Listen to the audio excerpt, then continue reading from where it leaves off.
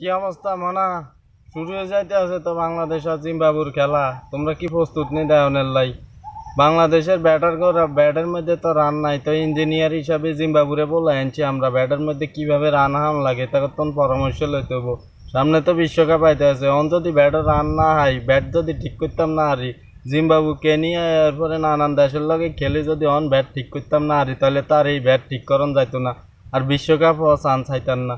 বিশ্বের 1 নম্বর দেশ জিম্বাবু, যে শক্তিশালী দেশ বাবুরি, তাকে লগে আমরা যদি কোনো রকম খেলা হারি যাই, তাহলে তো অবস্থা কি হবে এবার মানুষে বুঝে না। আমরা কি আর করবো, অনেক কষ্টে মানছেন 10 টিয়া 20 টিয়া করে চাঁদা লই তো প্লেন ভাড়া উড়াই মোস্তাফিজের দেশও আনছি।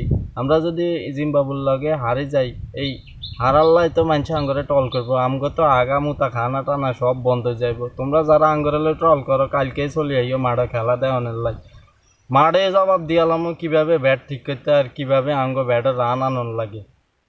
ট্রল এর হিসাব বরাবর কালকে মুখে মুখে দিয়ালাম মুতম করে, মাঠও খালি একবার চলিয়ে দেখাই দিমু খেলা কারেক্ট কয়।